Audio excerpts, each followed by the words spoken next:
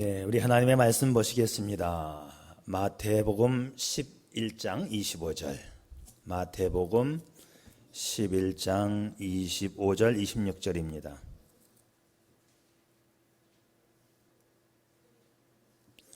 네, 마태복음 11장 25, 26절. 이 두 절 말씀, 짧은 말씀이니까 우리 한 목소리로 같이 읽겠습니다. 자, 우리 다 같이 시작. 그때에 예수께서 대답하여 이르시되 천지의 주제이신 아버지여, 이것을 지혜롭고 슬기 있는 자들에게는 숨기시고 어린아이들에게는 나타내심을 감사하나이다. 옳소이다. 이렇게 된 것이 아버지의 뜻이니이다. 아멘. 네, 지난 주일을 맥주감사 주일로 지키고 감사 설교를 한 번만 하고 지나가려니까 마음이 늘 편치가 않아서 감사 설교 지난주에 이어서 또 한 번 하기로 제가 마음에 결심을 했습니다. 그래요. 왜냐하면 이 감사가 주님의 명령이고 또 감사의 예배를 주님이 가장 기뻐하시고 감사하는 자에게 주님이 축복하시잖아요. 그렇다고 한다면 우리 성도의 일생을 살아가면서 이 감사는 우리의 생활이고 우리의 체질이어야 되지요. 그래서 오늘도 감사의 말씀을 한번 나누고자 합니다.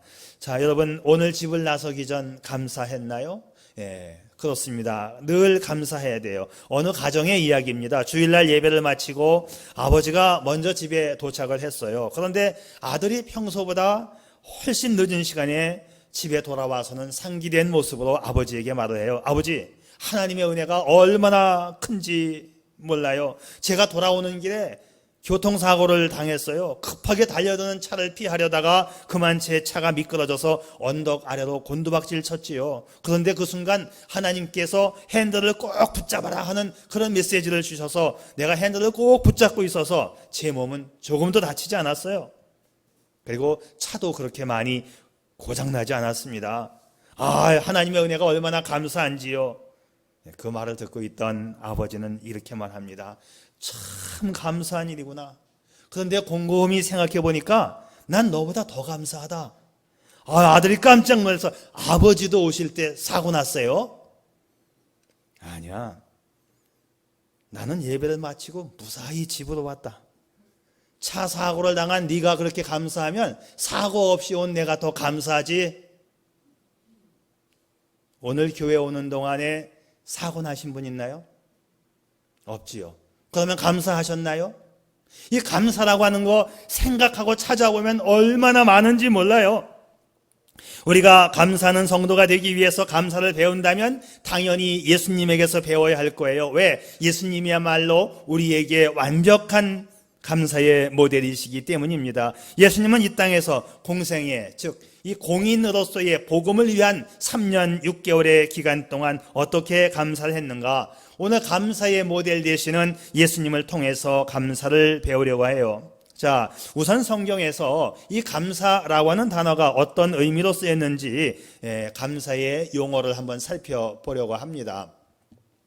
감사라는 단어가 히브리 말로 야다인데 다른 뜻은 고백한다, 찬양한다, 축하한다, 그런 의미까지 포함을 하고 있어요. 자, 히브리 단어는 한 단어가 여러 가지 뜻을 갖고 있는 경우가 많습니다. 그 말의 뿌리, 어근이 똑같으면 같은 단어로 취급하는데 고백한다, 찬양한다, 축하한다, 감사한다가 같은 어원을 가지고 있어요. 같은 어근을 가지고 있어요. 그래서 같은 단어예요. 그러니까는 고백하는 거와 찬양하는 거와 축하하는 거와 감사하는 것은 다 비슷한 단어다, 그런 뜻입니다. 자, 히브리 단어가 상당히 곱씹어보면 되새김질을 해보면 의미가 깊어요. 자, 고백하는 거하고 찬양하는 거하고 축하하는 거하고 감사하는 게 다 똑같은 단어다? 이게 뭔지 아세요? 예배와 관련된 단어예요. 그러니까는 예배에서는 찬양이 있어야 되고 예배에서는 고백의 기도가 있어야 하고 예배는 축제의 잔치가 되어야 하는 것이고 예배는 바로 감사가 있어야 한다. 자, 히브리 사람들이 말을 만들 때 그렇게 예배와 관련된 단어를 야다라는 이 밑그림을 통해서 다른 단어를 만들었어요. 자, 얼마나 깊습니까? 히브리 단어에서 말이죠, 배운다는 단어하고 가르친다는 단어하고 또 똑같아요. 생각해 보세요. 배우면 가르쳐야 되고, 많이 가르치면 또 내가 많이 배우게 되고, 배운다는 단어하고 가르친다는 단어가 같은 어원으로 되어 있다는 게 얼마나 의미가 깊어요. 그렇습니다. 여기서도 감사와 고백과 찬양과 축제가 같은 단어라고 하는 것이지요. 여러분, 감사는 내 자신을 하나님 앞에 드리는 예배의 핵심이고, 하나님께 드리는 신앙 고백이며, 하나님께 드리는 찬양이며, 하나님께 드리는 축제입니다. 그래서 시편 50편에서 감사로 제사하는 자가 나를 영화롭게 하리라. 감사의 예배를 드리면 하나님이 기뻐하시는 거 아니겠어요? 그래서 내 삶을 하나님이 받으시고, 내 예배를 받으시고, 내 기도와 찬송을 받으시는 조건이 뭐냐? 감사와 연결되어 있다는 것이지요. 우리의 삶이, 내 심령 깊은 곳에서 감사의 삶이 우러나오고, 감사와 찬양과 기도가 우러나올 때 하나님이 기뻐하시고 하나님이 영광을 받으시는 거예요. 그러니 우리 삶에서 감사가 없으면 안 되지요. 내 삶을 통해서 하나님이 영광 받으신다면 더 이상 말할 필요가 없어요. 내 삶을 통해서 하나님이 영광을 받으신다. 여러분, 성경에 많은 인물들이 정말 감사의 삶을 살았는데, 다니엘의 인생이 복된 인생이었던 것은 그가 매일 감사의 삶을 살았기 때문이죠. 다니엘이 이 조서에 어인이 찍힌 것을 알고도, 왕의 도장이 찍힌 것을 알고도 자기 집에 들어가서는 그 방에 예루살렘으로 향하여 열린 창에서 전에 행하던 대로 하루 3번씩 무릎을 꿇고 기도하며 그 하나님께 감사하였더라. 왕이 예배하지 말라고 했는데도 습관대로 예루살렘을 향해서 기도, 감사가 있었다. 그러니 다니엘의 삶이 복된 삶이 될 수밖에 없었지요. 여러분, 정부가 예배를 방해해도 우리의 믿음의 행위를 계속할 수 있기를 바랍니다. 그게 다니엘이 복받았던 핵심 내용이에요. 그래서 성경은 우리의 삶이 예배이든 우리의 삶이든 기도이든 항상 감사해야 함을 일관적으로 말하고 있어요. 이러므로 우리가 예수로 말미암아 항상 찬미의 제사를 하나님께 드리자. 항상 찬미의 제사. 우리가 너희를 위하여 기도할 때마다 아버지께 감사하노라. 범사에 우리 주 예수 그리스도의 이름으로 항상 아버지 하나님께 감사하라. 이런 말씀들이 성경에 얼마나 많은지 몰라요. 그래서 찬미, 제사, 감사 다 같은 단어가 지금 연거푸 성경은 나오고 있다 이 말이지요. 그러니까 성도는 이유를 불문하고 찬미의 제사, 기도, 감사를 드려야 하는 거예요. 이런 말이 있어요. 그러니까 감사, 그럼에도 감사, 그럴수록 감사, 그것까지도 감사, 그렇더라도 나는 감사하리라. 이런 믿음 가질 수 있기를 바랍니다. 성경은 우리의 삶이 항상 감사의 삶으로 하나님께 드려져야 한다고 말씀하고 있어요. 오늘 우리가 배워보려고 하는 것은 예수님의 감사는 과연 어떤 감사였을까? 예수님은 무엇을 감사했고, 어떤 상황에서 감사했고, 어떤 일로 감사를 드렸는가를 살펴보려고 합니다. 우선 말이죠, 우리 예수님은 영적인 겸손에 대해서 감사하셨어요. 예수님은 영적으로 겸손한 사람들을 보시면서 하나님께 감사했습니다. 내가 영적으로 겸손하면 우리 주님이 기뻐하시는 거예요. 심령이 가난한 자, 영적으로 겸손하고 가난한 자, 하나님이 기뻐하십니다. 영적으로 겸손한 자가 영적인 진리를 깨닫기 때문에 그래요. 성경을 보게 되면 바리새인과 서기관들은 항상 영적으로 교만했지요. 그래서 예수님의 책망과 저주의 대상이었습니다. 영적으로 교만해서 잘난 척하고 자신의 지식과 경험으로 남을 비판하는 자들에 대해서 우리 주님은 책망, 저주, 그리고 그들에게서 축복을 거두어 가셨습니다. 반면에 예수님은 겸손해서 어린아이와 같이 자기를 낮추는 자에게 대해서 저 사람들을 보면서 내가 감사하다고 그렇게 말씀하고 있는 거예요. 왜냐하면 영적으로 겸손해야만, 심령이 가난해야만 하나님의 말씀을 사모하기 때문이에요. 내 속에 뭔가 가난함이, 내 속에 뭔가 갈급함이, 내 심령이 맑고 가난하고 내가 겸손해야 하나님 말씀이 내 속에 들어오지. 내 속에 충만하다, 나는 많이 안다, 나는 믿음 좋다, 그런 사람 정말 믿음 없는 사람이에요. 정말 영적으로 겸손한 사람을 보시면서 우리 주님이 감사하셨다, 이 부분 여러분 마음에 명심하시기 바랍니다. 자, 영적으로 겸손해야 말씀을 깨달아요. 우리가 주님의 감사의 대상이 될 수 있기를 바랍니다. 내가 겸손해야 주님이 감사하시는 거예요. 나 주님의 감사되기 원하네, 이런 찬송이 우리에게서 나와야 되지요. 예수님께서 많은 표적과 기적을 행하시고 말씀을 가르쳤지만 교만했던 바리새인 서기관들은 예수님을 메시아로 받아들이지도 이해하지도 믿지도 못했습니다. 주님은 교만하여 영적인 깨달음이 없는 그 벳세다 그리고 고라신 사람들에 대해서도 책망과 저주를 하셨지요. 오늘 우리가 25절부터 읽었는데 그 앞절 24절에서 이렇게 말합니다. 책망의 말씀이에요. 내가 너희에게 이르노니 심판날에 소돔 땅이 너보다 견디기 쉬우리라. 소돔보다도 더 지독한 심판이 임할 거다. 그리고 나서는 반대로 이제 25절부터는 예수님의 감사의 기도가 나오는데, 자 보세요. 그때에 예수께서 대답하여 이르시되 천지의 주제이신 아버지, 이것을 지혜롭고 슬기 있는 자들에게는 숨기시고 어린아이들에게는 나타내심을 감사하나이다. 옳소이다. 이렇게 된 것이 아버지의 뜻입니다. 자, 여기서 말하는 어린아이는 단순하고 영적으로 겸손한 사람을 말하는 거예요. 바리새인들은 소돔과 고모라보다 더 강한 심판을 받을 것이지만 이 어린아이들 같은 사람들 때문에 하나님 내가 감사합니다라고 우리 예수님이 영적으로 겸손한 사람을 보시면서 감사기도를 올리고 있는 것입니다. 이런 말이 있어요. 돼지는 하늘을 올려다볼 수 없다. 돼지는 목이 굵고 땅을 향하고 있기 때문에 돼지는 자기의 목을 기껏 들어봤자 45도밖에는 못 든다고 합니다. 돼지는 자신의 방법으로만 생각하고 줄곧 그렇게 살아가기 때문에 하늘을 볼 수가 없어요.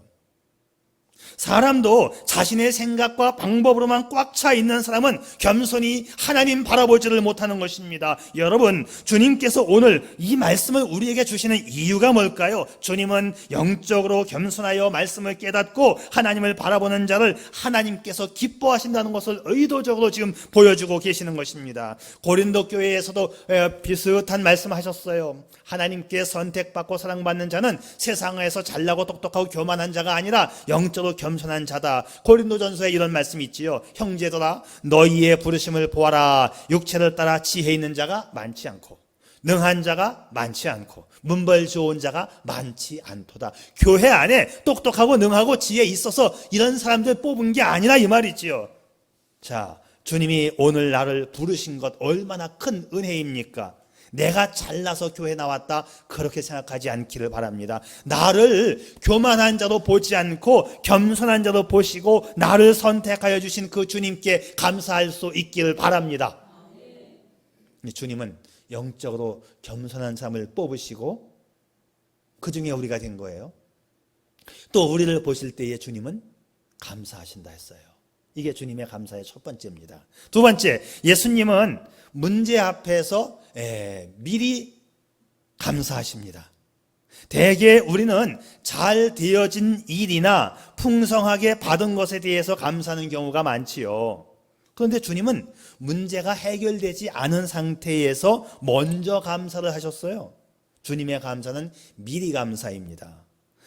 우리 같으면 풍랑을 잠잠케 한 후에 감사하고 죽은 자를 살린 다음에 병자를 고친 다음에 감사할 터인데 예수님은 그 문제 앞에서 문제를 보면서 문제를 가지고 감사합니다를 먼저 외쳤다 이거예요. 자, 몇 가지 사건을 성경에서 찾아볼 수 있는데, 자, 예수님이 복음을 전하실 때 행하시는 능력과 표적을 보시고 많은 무리가 따라왔죠. 특별히 벳세다 들판에서 5,000명을 먹인 사건 유명합니다. 날이 저물었고 어린이와 여자아이를 제외한 남자 성인만 5,000명, 그러니까 10,000명 한 2만 명 되는 사람들이 모였는데 모두가 다 배고파해요.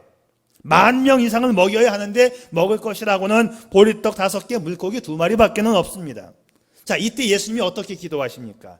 우리에게 먹을 것이 부족하니 먹을 것을 내려주세요 라고 기도했나요? 아닙니다. 자, 있는 그 상태, 보리떡 5개, 물고기 2마리를 가지고 먼저 감사 기도를 우리 주님이 하십니다. 자, 이 말씀이 아주 유명한 말씀이라 복음서, 사복음서에 다 나와요. 제가 누가복음에 있는 말씀을 가지고 왔는데, 예수께서 떡 5개와 물고기 2마리를 가지사 하늘을 우러러 축사하시고 떼어 제자들에게 주어 무리에게 나누어 주시게 하시니 먹고 다 배불렀더라. 그 남은 조각을 12바구니에 거두니라. 여기서 축사하셨다는 말이 축복 감사기도 하셨다는 뜻이에요.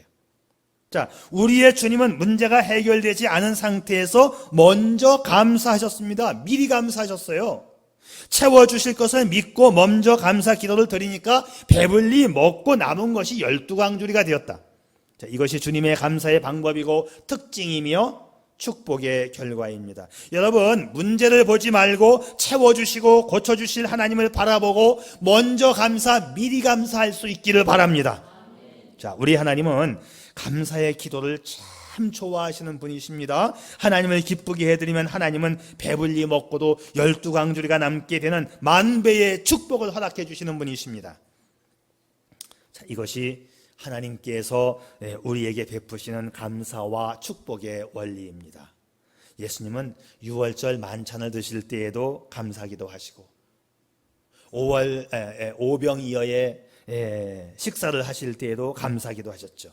예수님은 기도를 늘 습관적으로 하셨지만 식사기도에서도 예외 없이 식사 앞에 늘 감사기도를 하신 우리의 주님이십니다. 이 식사기도의 습관, 이 부분은 우리들도 잘 하고 있어요. 그런데 한 가지 고칠 것은 예수님을 좀 닮아야 돼요. 주신 것만 감사하지 말고 이 음식으로 인하여서 더 풍성해질 것까지 여러분이 기도하세요. 비록 보잘것없어 보이는 밥 한 공기, 김치 한 사발이라고 할지라도 충분히 배가 부르고 건강에 축복이 임할 것을 믿고 기도하시면 그 식사 한 끼에 오병이어의 풍성한 축복이 임하는 것입니다. 자, 일단은 우리 성도들이 식사 기도를 잘 하는 것 아주 좋은 습관이에요.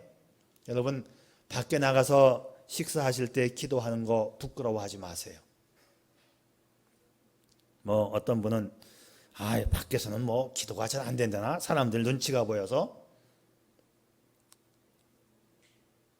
그래서 땀 닦는 척 하면서 주님 감사합니다 하고 밥을 먹는다는데, 그렇게 주님 부끄러워하면 주님도 나를 부끄러워하신다 했어요.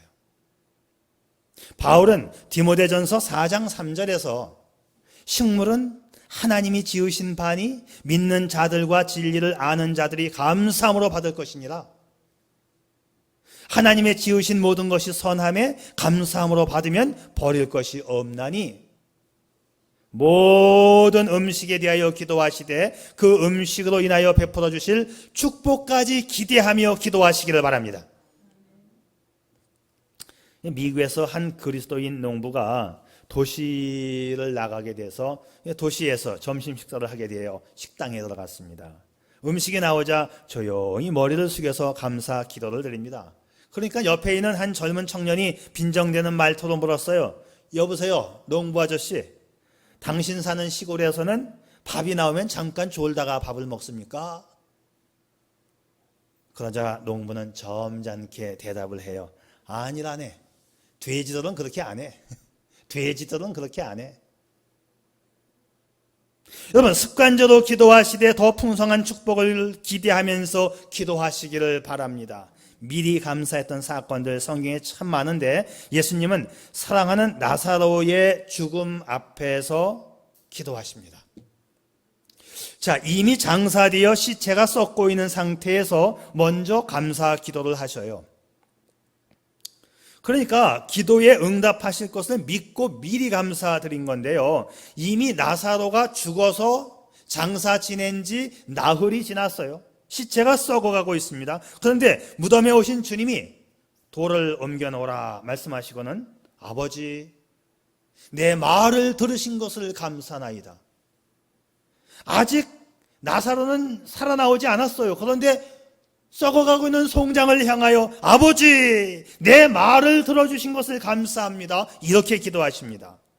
살려주실 것을 믿고 감사부터 하시니 죽은 나사로가 살아나게 된 것입니다. 우리도 문제 앞에서 응답해 주실 것을 믿고 미리 먼저 감사할 수 있기를 바랍니다.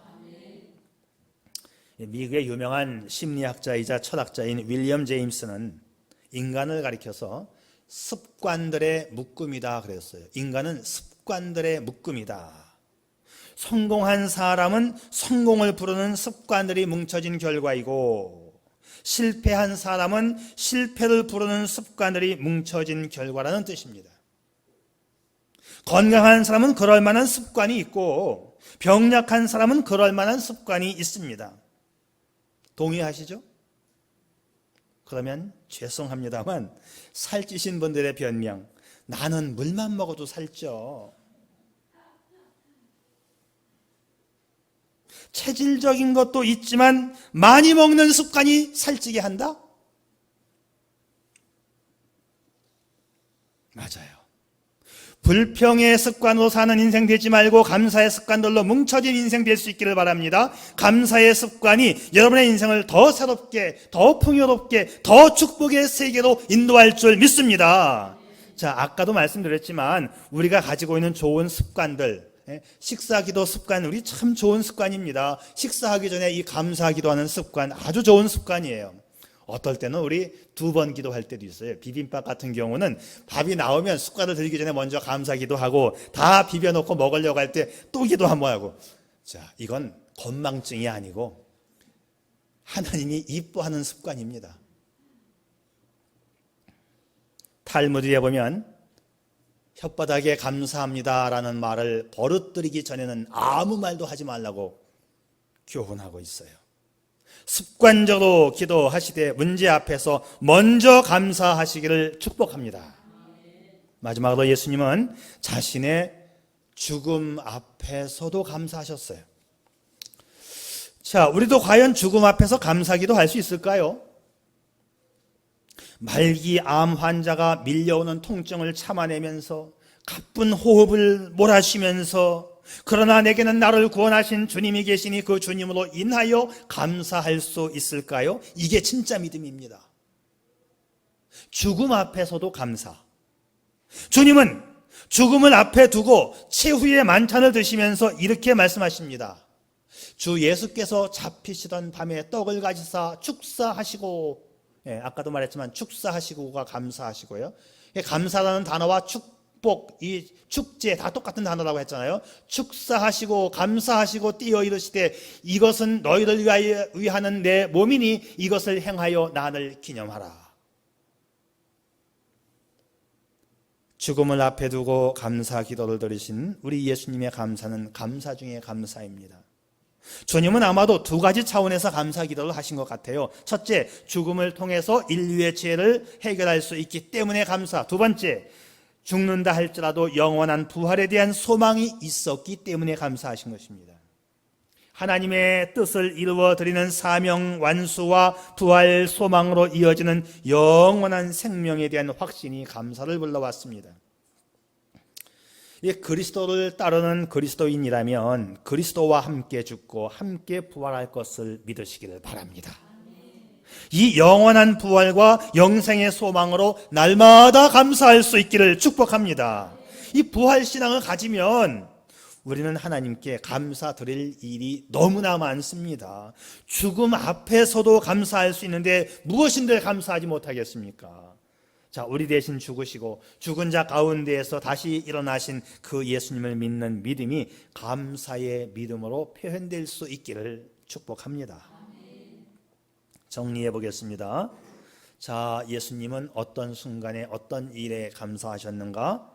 무엇보다 영적으로 겸손한 사람들을 바라보시며 기도했습니다. 감사했어요.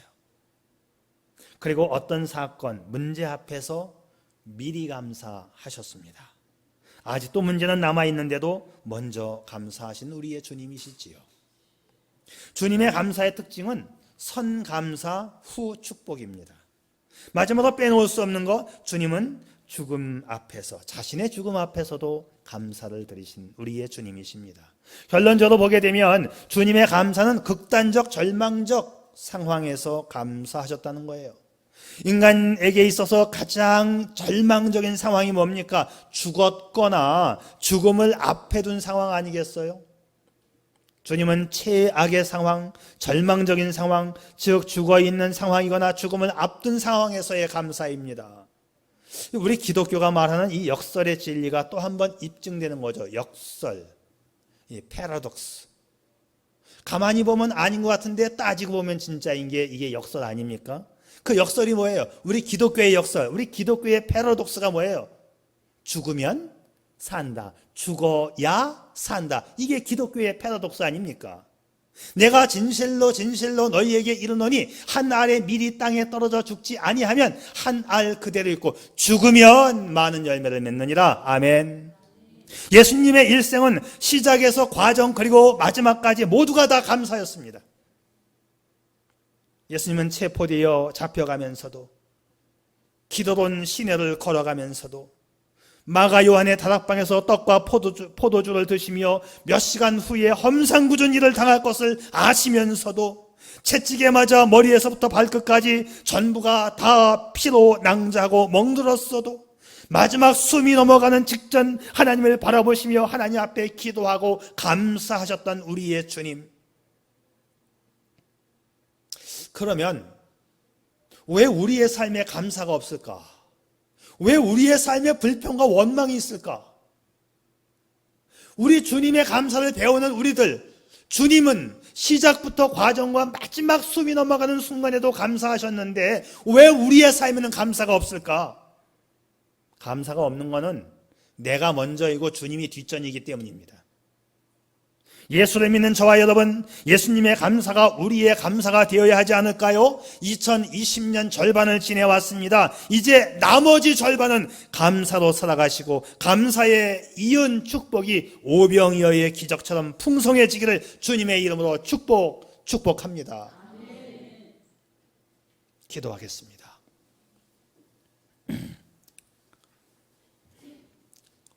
성도의 삶에서 감사는 얼마나 중요할까요? 감사, 찬양, 고백이라는 단어가 어원이 같다는 것, 많은 의미를 줍니다. 성도의 삶은 한마디로 예배하는 삶, 감사의 예배, 감사의 찬양, 감사의 기도가 예배하는 성도의 삶을 더 풍요롭게 합니다.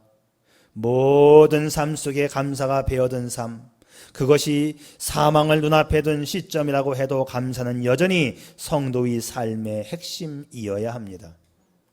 날마다 감사한 다니엘, 하나님께서 그를 높이시고 사자굴에서도 그를 구원해 주시지요. 다니엘의 친구까지도 풀무불 속에서 구원받았습니다.